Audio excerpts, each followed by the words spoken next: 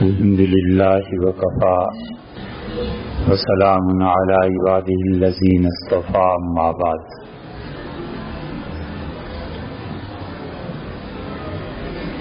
اللہ تعالی نے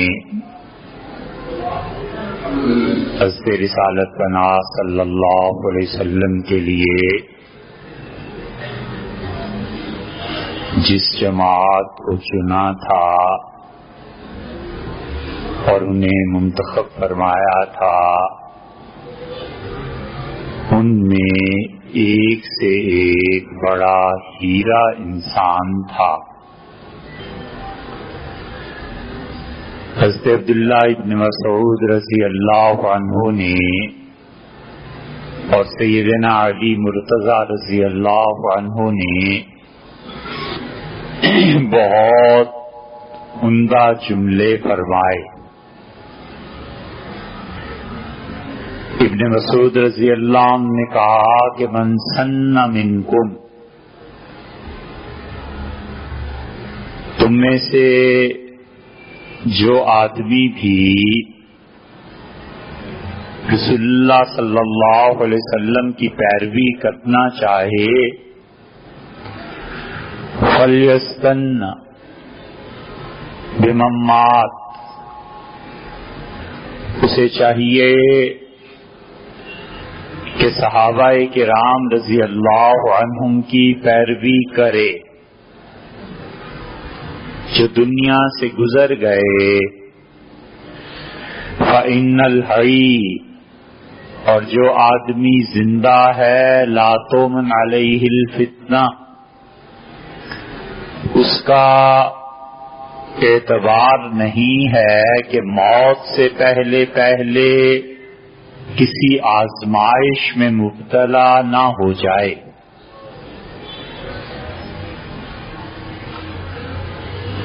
اور سیدنا علی رضی اللہ عنہ کے متعلق نہج البلاغہ میں بھی آتا ہے، نہج البلاغہ میں بھی اور مقامات پہ بھی،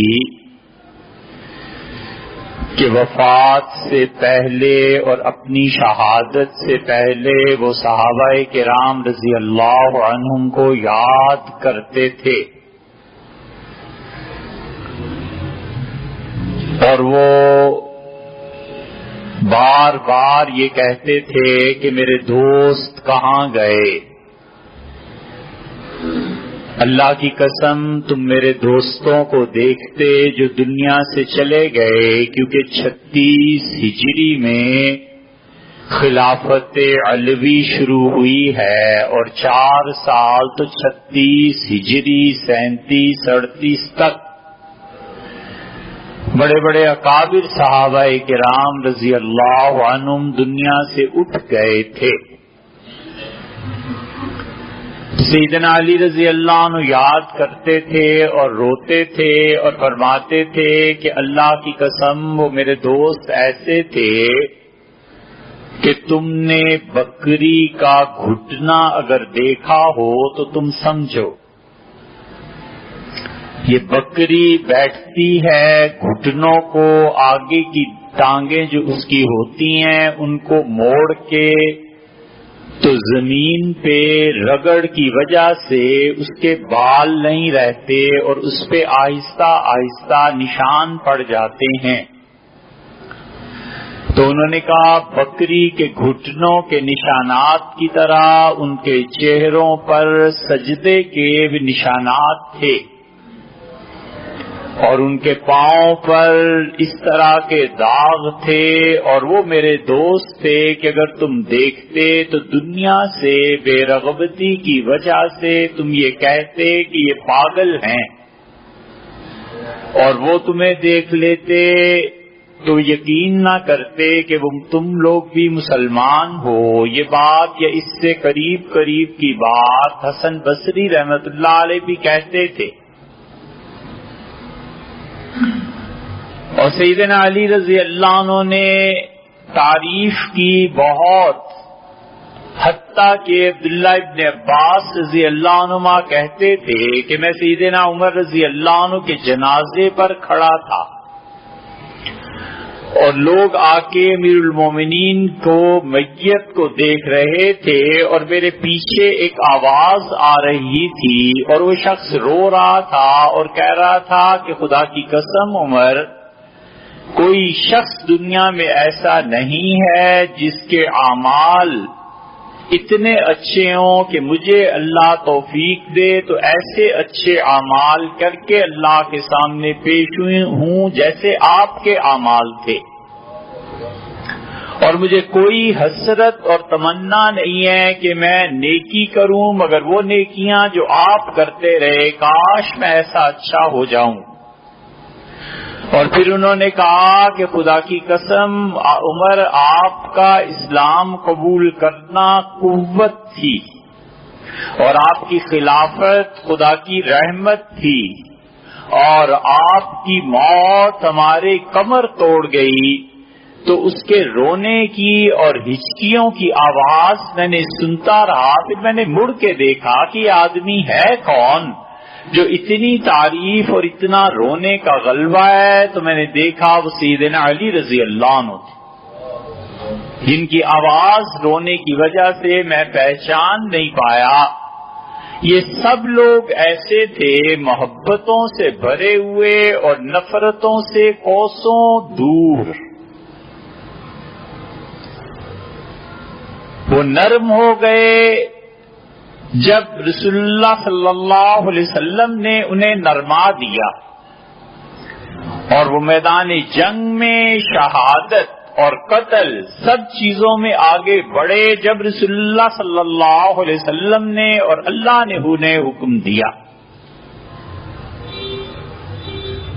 اس لیے پچھلے ہفتے بھی جو بات ہو رہی تھی وہ یہ کہ اس نفرت کے جذبے کو دور کیا جائے، اور ہم سب کو چاہیے کہ اپنے آپ کو نفسیاتی بیماریوں سے دور رکھیں۔ یہ نفرتیں، یہ لوگوں کی توہین اور لوگوں کے ساتھ ظلم کرنا، یہ سب کی سب چیزیں انسان کو الجھاؤ میں مبتلا کر دیتی ہیں، اور بسا اوقات ایسے اعمال ہو جاتے ہیں جن پہ بعد میں توبہ کرنی پڑتی ہے۔ حکمرانوں سے لے کر رعایا کے ایک عام فرد سب کے لیے لازم ہے کہ وہ شفقت، محبت اور نرمی کا سلوک کرتے رہیں جب تک کہ شریعت سختی کی اجازت نہ دے۔ ان نفرتوں سے گھر ٹوٹ جاتے ہیں، ان نفرتوں سے انتقام کا جذبہ ابھرتا ہے، ان نفرتوں سے انسان ایک دوسرے سے کٹ جاتے ہیں، سوسائٹی دور ہو جاتی ہے، اور جس شخص کے خاندان کے لوگ اسے چھوڑ دیں، اس کے چچا زاد بھائی، پھوپھی زاد بھائی، ماموں زاد بھائی، تایا کے بیٹے اور یہ سارے لوگ چھوڑ دیں، وہ سوسائٹی میں تنہا رہ جاتا ہے۔ پھر اللہ ہی چاہے تو کوئی اس کے گرد جمع ہو جائیں، وگرنہ وہ آدمی تنہائی کی زندگی بسر کرے اور تنہا مر جائے، پیچھے ہاتھ اٹھانے والا بھی کوئی نہ رہے، اور خاندان بھی مضبوط نہ رہے، اور رشتے بھی نہ ہوں۔ یہ سب نقصانات اس نفرت کے ہیں۔ ہر ایک سے غلطی ہوتی ہے، اور جب کوئی غلطی کرتا ہے اور معذرت کرتا ہے تو اس معذرت کو قبول کرنا چاہیے۔ حضور اکرم صلی اللہ علیہ وسلم نے فرمایا، جب کوئی اپنے فعل کی معافی مانگے اور معذرت کر لے اور تم اگر اس کی معذرت کو قبول نہیں کرو گے تو یاد رکھو تم اتنے ہی گناہگار ہو جاؤ گے جتنا اپنی زندہ بچی کو قبر میں اتارنے والا، زمین میں گاڑنے والا گناہگار ہوتا ہے۔ کیوں فرمایا؟ اس لیے کہ محبتیں اور تعلق اور اللہ کی رحمت انہی لوگوں کے ساتھ آتی ہے جن کے رویے نرم اور اصلاح کے ہوتے ہیں، پچھلے ہفتے بھی یہی بات آپ سے عرض کر رہے تھے کہ یہ سب چیزیں انسان کو نفسیاتی بیماریوں میں لے جاتی ہیں. جب اپنے ارد گرد کوئی نہیں دیکھتا، تنہا ہوتا ہے، تو پھر اس پہ مایوسی کا غلبہ ہو جاتا ہے. یہ ڈپریشن کا مرض نامراد یہ لگ جاتا ہے، اور کیا چیزیں ہو جاتی ہیں. وجہ یہ ہے کہ انسان سمجھتا ہے کہ وہ تنہا ایک پورا ملک فتح کر لے گا اور ایک دنیا اپنے قبضے میں کر لے گا، اور زندگی کی شام اس کو ندامت کے ساتھ ہوتی ہے. اور اس لیے اس کا نقصان یہ ہو جاتا ہے کہ محبت کا اعتراف، کسی کے احسان کو ماننا، یہ بہت بڑی بات ہے. اسے یاد رکھو. کسی سے محبت کا اعتراف اور کسی کے احسان پہ سر جھکا دینا اور کسی کے احسان کو مان لینا، ہم گنگے ہو جاتے ہیں، اور نفرتوں کے اظہار کے لیے ہم منہ پھٹ ہو جاتے ہیں. یہ کوئی معاشرہ ہے؟ جب احسان کرے کوئی، اس کے احسان مند ہونا چاہیے. کوئی آدمی آپ کے لیے دن رات محنت کرتا ہے، آپ کو احسان مند ہونا چاہیے کہ اس آدمی نے بڑی قربانی دی. اور نفرت ہے تو ایک جملہ بھی کافی ہے کہ یہ بات مجھے پسند نہیں ہے، بس کافی ہے. کیا یہ ضروری ہے کہ گالیاں بھی دی جائیں؟ اور یہ بھی، یہ کچھ نہیں ہوگا، رسول اللہ صلی اللہ علیہ وسلم کی تعلیم کے خلاف ہے. حضرت رسالت پناہ صلی اللہ علیہ وسلم آج اگر حیات ہوتے، آج اگر وہ زندہ ہوتے، ہم میں موجود ہوتے، تو کس مسلمان کی ہمت ہوتی کہ ان کی بات سن کر انکار کر دیتا کہ نہیں مانتا، کافر نہ ہو جاتا. اسی لیے نبی کریم صلی اللہ علیہ وسلم لوگوں کو یہ تعلیم دیتے تھے کہ لوگوں کے احسانات کا شکریہ ادا کرو، محبتوں کا اعتراف کرو، نفرت کے اظہار کے لیے کم سے کم الفاظ استعمال کرو. کیا خوبصورت بات کہی. فرمایا کسی سے ایسی محبت نہ کرنا کہ کل کو اگر تمہیں اس آدمی سے سچ کہنا پڑ جائے تو محبت تمہیں روک دے. اور آپ نے فرمایا کسی سے ایسی نفرت بھی نہ کرو کہ کل کو اس سے کام پڑ جائے تو تم منہ نہ دکھا سکو. حبن لفظ فرمایا درمیان میں رہو. محبت بھی ایک حد تک اور نفرتیں بھی ایک حد تک. ایسی محبتیں نہ کرو کہ ٹوکنا پڑ جائے تو ٹوک نہ سکو، اور ایسی نفرت بھی نہ کرو کہ کل کو کام پڑ جائے تو منہ نہ دکھا سکو. ابو داؤد کی روایت میں اس کے قریب قریب کے الفاظ آئے ہیں. عربیت میں رسول اللہ صلی اللہ علیہ وسلم افصح العرب تھے، کمال کے جملے ارشاد فرمائے. اس لیے آپ دیکھیں ان لوگوں کو جو جو چیزیں اللہ کے ساتھ تعلق سے تھیں پیاری تھی، بڑا تعلق خاطر تھا. اللہ کی شان ہے. ایک ہی باپ کے دو بیٹے ہیں، دادا ایک ہے، باپ ایک ہے، نسل ایک ہے. ایک عتبہ بن ابی وقاص ہے اور ایک سعد بن ابی وقاص ہے. عتبہ نے رسول اللہ صلی اللہ علیہ وسلم کے چہرہ مبارک پر عہد کے دن پتھر مارا، یہاں تک کہ آپ کے دانت کو نقصان ہوا. حضور صلی اللہ علیہ وسلم کا دانت تھوڑا سا بھر گیا تھا، دانت دندان مبارک ٹوٹے نہیں تھے. یہ جو لوگ کہتے ہیں کہ رسول اللہ صلی اللہ علیہ وسلم کے دانت ٹوٹ گئے تھے، غلط کہتے ہیں. اگر دندان مبارک شہید ہو گئے ہوتے، بالکل نہ رہے ہوتے، تو لازماً رسول اللہ صلی اللہ علیہ وسلم کی قرات میں فرق پڑ جاتا. کوئی ایک روایت ایسی نہیں ہے کہ رسول اللہ صلی اللہ علیہ وسلم کی قرات میں فرق پڑا ہو، کچھ نہیں. عتبہ نے پتھر مارا، اور اسی باپ کا دوسرا بیٹا سعد ہے، اور سعد ایسا ہے کہ احد کے اسی میدان میں اسی دن ایک بھائی پتھر مار رہا ہے اور دوسرا بھائی رسول اللہ صلی اللہ علیہ وسلم فرما رہے ہیں سعد میرے ماں باپ قربان جائیں تم پہ لو تیر چلا۔ یہ تقدیر ہے، کون کہاں جا کے بنتا ہے۔ یہ الگ بات ہے کہ عتبہ بعد میں مسلمان ہو گئے تھے اور سعد رضی اللہ عنہ نے احد کے دن 1000 تیر چلائے۔ یہ کوئی معمولی بات نہیں ہے، اتنی قوت اتنی طاقت اللہ نے دی تھی، اور رسول اللہ صلی اللہ علیہ وسلم خود تیر اٹھا اٹھا کر دیتے رہے اور فرماتے رہے کہ ارمی یا سعد تیر چلا، حتیٰ کہ ایک مرتبہ انہوں نے ایک کافر کو تیر مارا اور وہ کافر گرا اور اس کا سر نیچے اور ٹانگیں اوپر، منظر ایسا بن گیا کہ رسول اللہ صلی اللہ علیہ وسلم بھی ہنس پڑے اور تیر اٹھا کے دیا اور فرمایا ماں باپ محمد صلی اللہ علیہ وسلم کے تجھ پہ قربان۔ اتنا بڑا جملہ رسول اللہ صلی اللہ علیہ وسلم نے یا تو حضرت زبیر رضی اللہ عنہ کے متعلق فرمایا ہے یا حضرت سعد رضی اللہ عنہ کے متعلق کہا ہے۔ اتنے بڑے لوگ تھے یہ سعد ابن معاذ ہیں۔ یوں معاشرے میں نفرتیں پھیلتی ہیں، نفاق ابھرتا ہے۔ قریظہ کے دن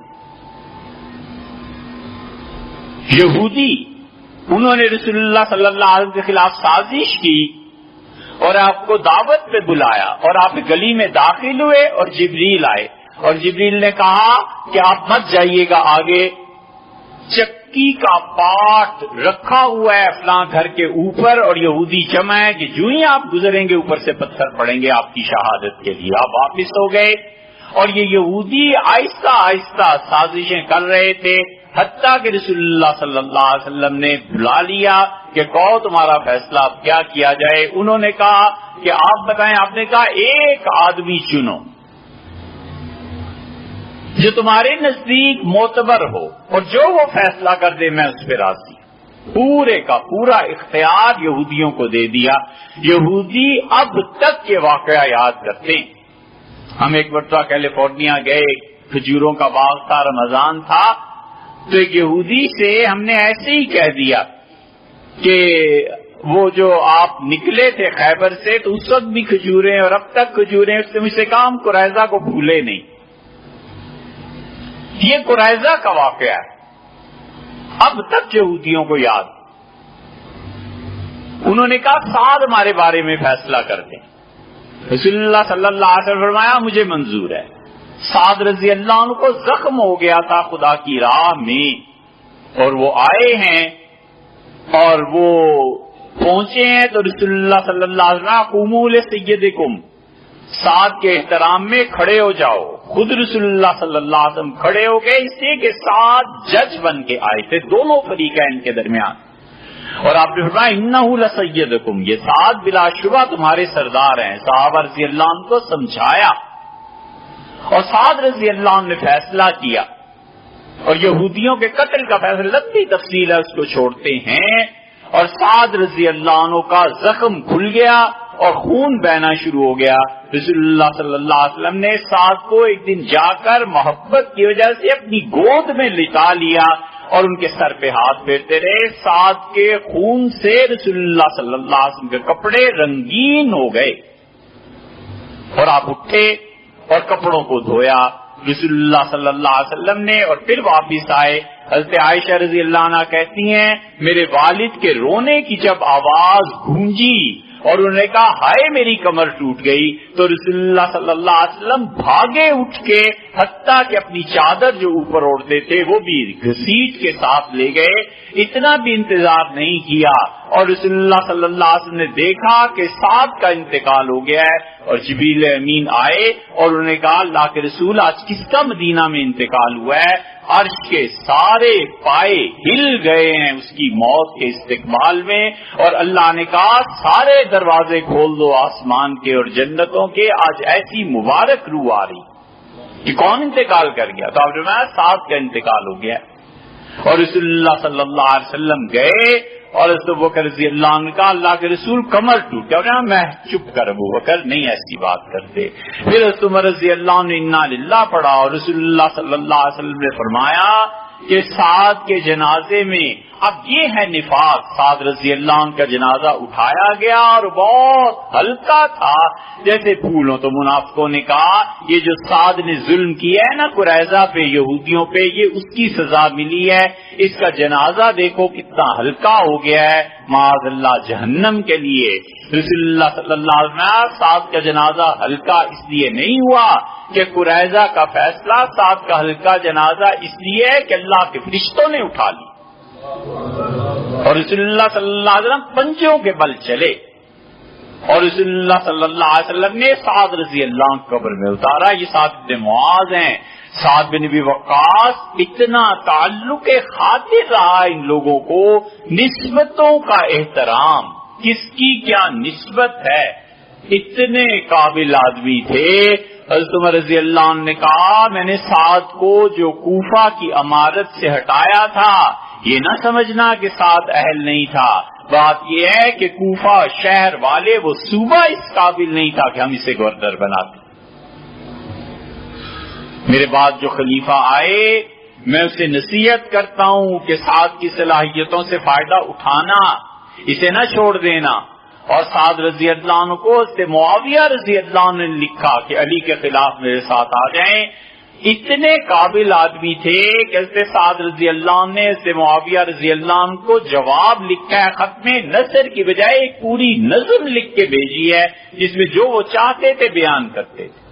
ان کے بیٹے عمر اور ہاشم آئے، ان کے بھتیجے، یہ عتبہ بن ابی وقاص کے بیٹے ہاشم، اور دونوں نے کہا حضرت آپ اٹھتے ہیں، اس سے معاویہ رضی اللہ عنہ کا ساتھ تم اٹھو، تمہارے ہاتھ پہ بیعت کرتے ہیں، علی رضی اللہ عنہ کی بیعت نہیں کریں گے۔ سعد رضی اللہ عنہ نے کہا بالکل نہیں ہو سکتا، حتیٰ کہ اس سے معاویہ رضی اللہ عنہ نے بیت اللہ کا دروازہ کھلوایا، سعد کو اندر لے جا کے بٹھایا اور سیاست کی بات چیت جب شروع کی تو اس سے سعد رضی اللہ عنہ روک دیا۔ انہوں نے کہا حضرت رسول اللہ صلی اللہ علیہ وسلم نے اپنی بیٹی ایسے ہی نہیں دے دی تھی، کوئی تو بات تھی علی میں، اور 3 چیزیں ان کی ارشاد فرمائیں، اور سعد رضی اللہ عنہ کی وفات ہوئی ہے، جنازہ لایا گیا ہے، اور غالباً یہ آخری مہاجر ہیں جن کا جنازہ مدینہ منورہ میں ادا ہوا۔ 7 میل تک لوگ کندھوں پہ ان کی لاش رکھ کے چلے۔ 7 میل کوئی چھوٹی سی چیز نہیں ہے، مدینہ منورہ سے باہر 7 میل پہ انہوں نے اپنا محل بہت شاندار گھر بنایا تھا، وہاں سے میت لائی گئی، 7 میل تک کندھا بدلنے کی نوبت نہیں آتی تھی، اتنے زیادہ لوگ تھے۔ اور سعد رضی اللہ عنہ نے اپنے بیٹے سے کہا کہ میرے کفن میں وہ ایک میرے پاس جبہ میں نے رکھا ہوا ہے وہ شامل کر دینا۔ اس نے کہا ابا ہم آپ کو اچھا کفن دیں گے، انہوں نے کہا نہیں، بدر کے دن وہ جبہ میرے جسم پہ تھا اور میں چاہتا ہوں کہ جو لباس بدر کے دن تھا اللہ کے حضور اس لباس کے ساتھ کیا تھا اس لباس؟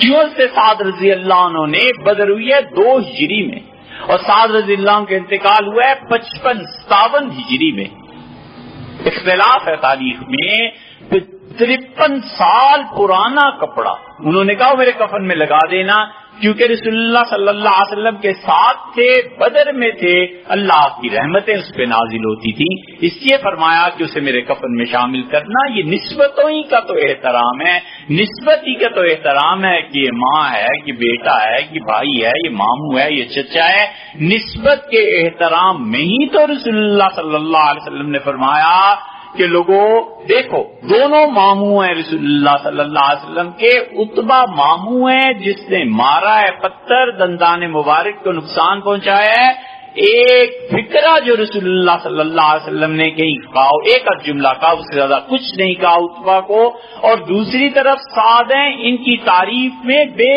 شمار جملے ملیں گے۔ رسول اللہ صلی اللہ علیہ وسلم فرماتے سعد میرے ماموں ہیں، لوگوں کسی کا ماموں ایسا اچھا ہو تو میرے ماموں کے مقابلے میں لا کر دکھاؤ۔ یہ محبتوں ہی کا تو اعتراف ہے، یہ تعلق ہی کا تو اعتراف ہے، یہ ایسے ہی تو چیزیں ہیں۔ سعد رضی اللہ عنہ کا رومال کسی نے چھو لیا اور اس نے کہا سعد بڑا اچھا رومال ہے. رسول اللہ صلی اللہ علیہ وسلم کاش ریشم کے وہ رومال تم دیکھتے. میں جب معراج میں گیا تھا تو سعد کے محل میں گیا تھا, وہاں جو رومال ریشم کے تھے میں نے انہیں چھوا تو مجھے بتایا گیا کہ یہ سعد کا گھر ہے. تو میں کاش تم ان رومالوں کو دیکھتے جو اللہ نے اس کے لیے تیار کر کے رکھے ہیں. یہ سب کیا ہے؟ یہ نسبتیں ہی تو ہیں. ہم لوگ جب بات کرتے ہیں, جب لین دین کے معاملات کرتے ہیں, ہم بھی نسبتوں کا خیال رکھتے ہیں. کتنے پیسے عیاشی میں خرچ کرنے ہیں, کتنے پیسے وہ بچا کر ماموں ہے, چچا ہے, تایا ہے, ماں ہے, باپ ہے, اولاد ہے. یہ نسبتیں جڑی ہوئی ہیں. ان نسبتوں پہ کتنا خرچ کرنا ہے. ہم کبھی یہ سوچتے ہیں ہم اپنے پیسے کے معاملے میں, تحفے کے معاملے میں, ہدیے کے معاملے میں, یہ ساری چیزیں ایسی ہیں جو رسول اللہ صلی اللہ علیہ وسلم کی تعلیمات کا نتیجہ ہیں.